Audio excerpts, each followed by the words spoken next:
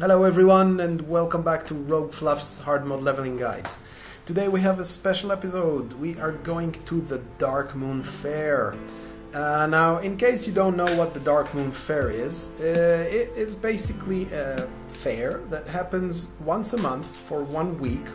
It will usually start on Sunday until the next Sunday. And the place to get into it will change from major city to major city with every month. Now, to get to this place, you can go to, no, sorry, not here. You can get to, here, near the Flight Master in Orgrimmar. You can ask, you also pick up a quest, which will give you some prize tickets. And that will teleport you here, no matter what level you are, and then you enter the portal and you are in the Darkmoon Faire. Now the Darkmoon Faire happens in a island of its own, a Darkmoon Island, so there's no other way to reach it. And inside you can only use ground mounts. You cannot use flying mounts. Well, not to fly anyway. Now the fair is fairly simple. There are all kinds of amusements that you can challenge, and every time you manage to do what the challenge requires, you get some prize tickets.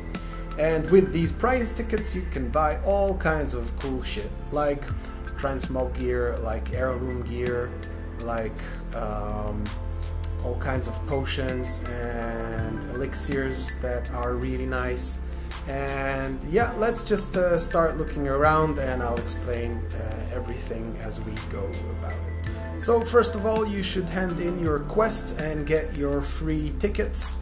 Let's take a quick look at what you can buy with these tickets. Just remember that the tickets no longer show in your bag, but you can see them in your currency. So yeah. Just feel free to look around and look for the different merchants, the heirloom merchant and the transmog merchant, and just kind of look around and see what they have. They have some cool and weird stuff because this is a fair and fairs have cool and weird stuff, and this is the weirdest of them all. What do you need in order to start your journey here in Darkmoon Faire? Well, for that you will need game tokens. Now, game tokens are simply bought with money. We shall walk over to this guy here near the shooting gallery, and he sells us game tokens. So I'll just buy the big bag, and inside it you will see a bunch of tokens. And with each token you can try one of the rides once. And now let's talk a little bit about each of the rides. So the first one is the shooting gallery, and you will start by accepting the quests. The quests are blue, meaning they are daily and they will reset tonight. Then you ask him to start, and when he starts, your controls will change and you will only have one button, which is shoot. Now it used to be that you could stand on this on the counter, but you can no longer stand on it. You can't stand too far either, so basically you have to stand very close. My technique is just moving left and right and then shooting the right one. If you manage, you can ding the same target twice, and then you just finish quicker. Now, if you're out of bullets and you didn't manage to get the 25 hits that you need, you just ask him again, and basically what it does is make you spend another token. That's pretty much it. Very straightforward, very simple. Just shoot the thingy that shows in green. Now you have no cursor, so basically put your mouse cursor on the target and look towards it. That's pretty much your aim, as far as I've realized. Yep, that's it. After finishing the requirements for the specific quest, you hand it back to the same guy. You will get a nice green box because we are now neutral, I believe, with Darkmoon Faire. Later on, I think the color changes. I'm not sure. Don't take me on my word for this. And you can look and see that you have one more ticket in your bank. The next ride is the glider, let's call it the cannonball glider. Basically what happens is you ask this guy to shoot you out of a cannon. Same deal here, ask him for the quest and then ask him to start this quest, and you appear inside the cannon. You have only one button, and this button will drop the wings, which will make you fall. Now, if you fall exactly into this water target, then you get 5 points. If you hit it close like I did, then you get a couple points.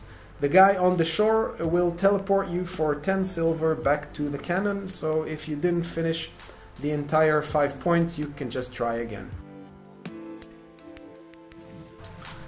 Now you can, I think you can move a little bit left and right. You can't really move up and down. You can only basically use this button to drop you when you think you are going to hit the target. It just takes a bit of getting used to. So yeah, just do it until you get all your 5 points, then go back to him and get your prize. The next dude is a Knoll in the Barrel. The Knoll in the Barrel is a very simple game. You get a hammer and you have gnolls and puppets that come out of these barrels. There are 3 types of puppets. The dark gnolls give you 3 points, the light gnolls give you 1 point, and the little girl puppet will stun you for like 4 seconds. So basically, if you are quite aware of what's going on, you will manage to do this within 1 round. But if you are not, then, well, you'll just have to do it in twice. It's very simple, really not a lot to talk about here. Just try not to hit the little girls because you'll get stunned and that's annoying. This has a timer, so try and finish it. Well, try and finish it as quick as you can. Yep, that's pretty much it.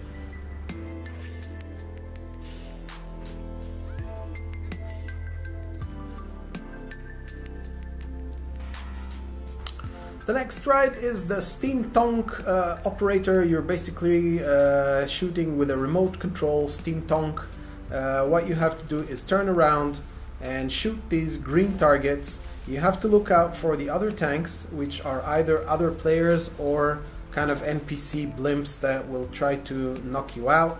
If you get knocked out, just simply go back in and yeah, just continue. It won't reset your timer.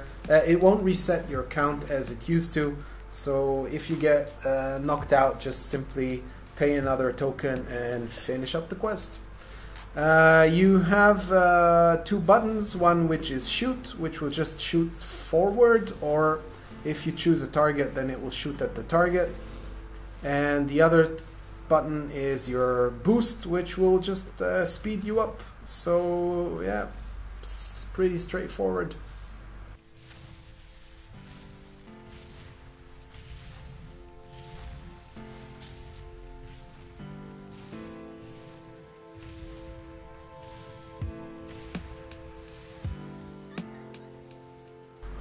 Our next ride is flying through the smoke rings of...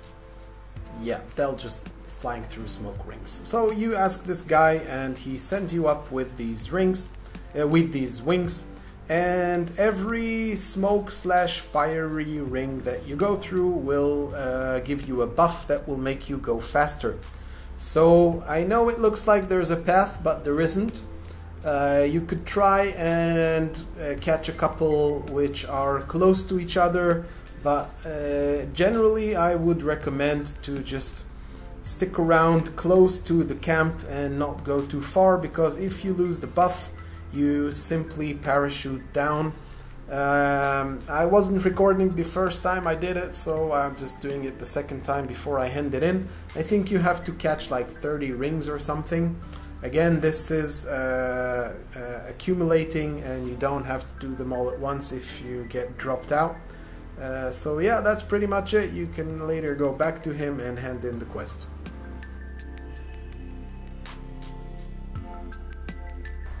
And on to the next ride.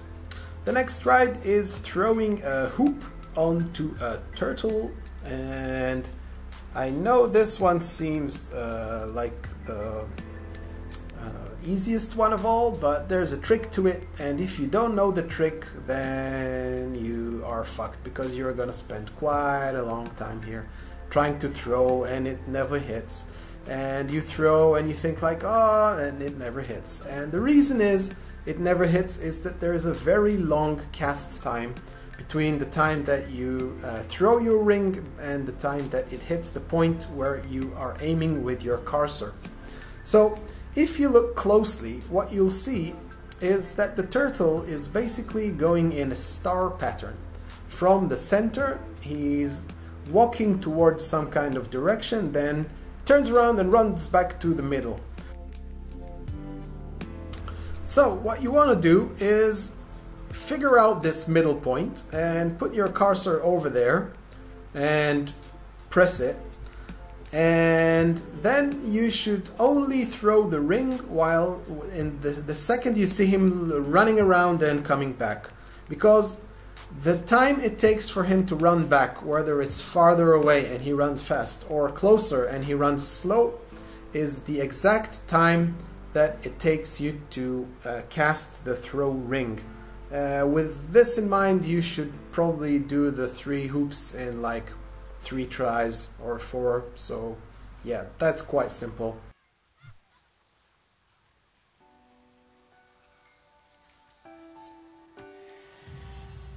At the end of the quest, you will see a pier, and there you will have 2 quest givers that will give you a chance to race. You can only start with the right one, and after you do that you can do the long race. Basically, there's a bunch of hoops and speeds that you can go through. These little nets will electrocute you and stun you for a couple seconds. The springy coils will jump you, and the little boots will obviously give you speed. So you have to go through the tadpoles. There are, I think, 3 in the first one, and then a couple more later on. You have 3 abilities. First one is quickly move towards a gate, and you have to be near a gate or a marker for that. Otherwise this first button doesn't work. Second one is like a trap that will trap these NPCs that try to slow you down and snare you. And the third one is your speed, but for that you need the speed boost, otherwise it won't work. So the race gets longer and longer each time you run it, and you should kind of complete the whole quest line because it's easy XP and it's nice, you know, it's nice achievements. After you finish this race, and it's, I think, the longest version, you can go to the other side of the pier and do the long race, or like the really, really long race. Somewhere in between these 2 race starting points, you will see a little hut, and you will see 3 NPCs there. One is a fishing teacher, which will teach you how to fish if you haven't picked up that skill yet. And the others are NPCs that sell you stuff for Darkmoon darters, which are the fish that you catch near Darkmoon.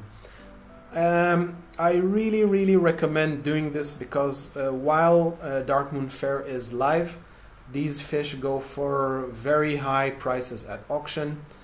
Plus you can get some really nice stuff for these fish. So basically I would just stay here and up my fishing. For that, I want to show you a little thing in Terracar Forest where you can get a really nice I think it's a plus 20 fishing bow, fishing rod. Yeah, let's just go there. So since we're in our level 60s, let's look a little bit into Terakar Forest quests. And you got this guy called Seth. It's not a guy, he's a little kid. And you need to do the whole introduction to Shatra's city I think to start it. I'm not sure the quest is open if you don't do it. So basically do that. I haven't really talked much about leveling, so I'll just say that you should do the first 2 quest hubs in Hellfire Peninsula. When you're level 62, go directly to Zanger Marsh, do a couple quests there, run a few ramparts and get some gear, and then get to Terakar Forest on your way to Nagrand. Seth gives you a quest to go find eels. They are in a little pool just outside Shatra's city. So go there, get this shimmering eels, and you will get a really nice fishing bow. Why do I keep saying fishing bow? It's a fishing rod. It's a nice big fishing rod with plus 52 to stamina. So if you get ganked, it's like nice to have. Basically, you will need a fishing skill of 200 to use it. So level up your fishing. Yeah, this is pretty much where it is. There's not really any other quests you need to pick up here except for the Skyer or Aldor quest, which is the same one. You know, get to know Terakar, get to know Shatra, and then pick one of your factions. After that, you can come back here and up your fishing skills. Use crappy fishing bow, use bubbles, use whatever you can get, because if you get these Darkmoon darters, then there's a lot of fun stuff you can do with them. Yep. One more thing about fishing in Darkmoon Island. You will see these little nodes of trash or ship debris along the coast. You should definitely pick those up, because inside you will find crates with lots and lots of Darkmoon goodies, and usually this will also come with a couple Darkmoon darters, like 5 or 6. So definitely take the time to walk around and fish into these fishing nodes, and not only your regular good old fishing. Second thing is this bloated shark, which has a random drop to get when you're fishing, and when you get it, it will have darters inside and some gold, anywhere between 10 silver and hundreds of gold. Last but not least, there is a first aid and the cooking quest. Also there is profession quests, which depends on your profession. In my case, leatherworking and skinning, so there are skinning around the Darkmoon Faire. The first aid is much simpler. You just go around, look for these dudes that are sitting, not the ones that are standing up, and you heal them with the bandage you get, so that's free XP. As for the crafting, you will usually have to go back to the major city and buy some stuff. In my case, I needed fishing bubbles, I needed blue dye, and I needed chorus thread in order to make Darkmoon prizes. And the skinning is on the island. As far as I remember, mining and herbalism is also on the island. Is stuff that you have to kind of pick up here. So depending on your professions, just pick up those quests and do them. They are also daily.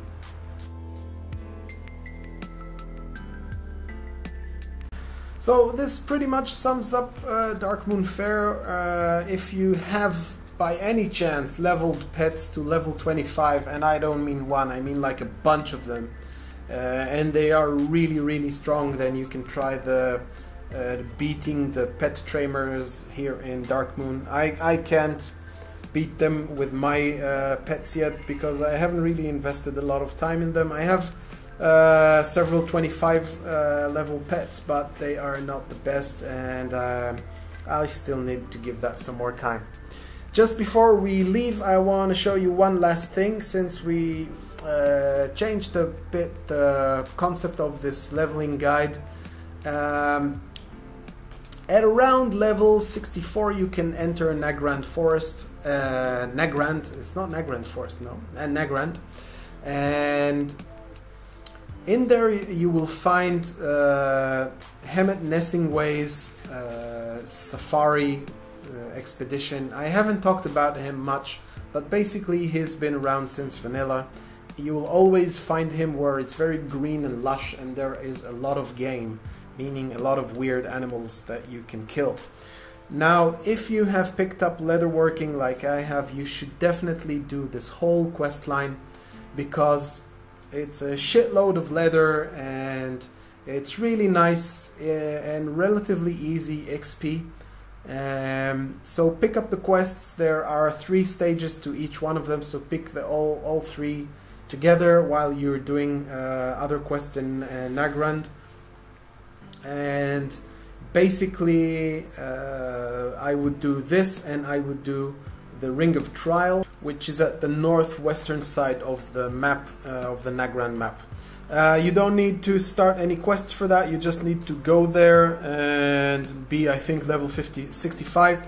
I soloed it quite easily, you should probably solo it easily too. Next episode will be the Blood Furnace at level 67, so stay tuned, this will be up very soon. Thank you very much for joining. In the next level I will talk a little bit about the grimoire, the weird grimoire that you get from Darkmoon Faire, which works when you do instances. So thank you for watching, subscribe, leave a comment, and let me know what you think. RogueFluff out.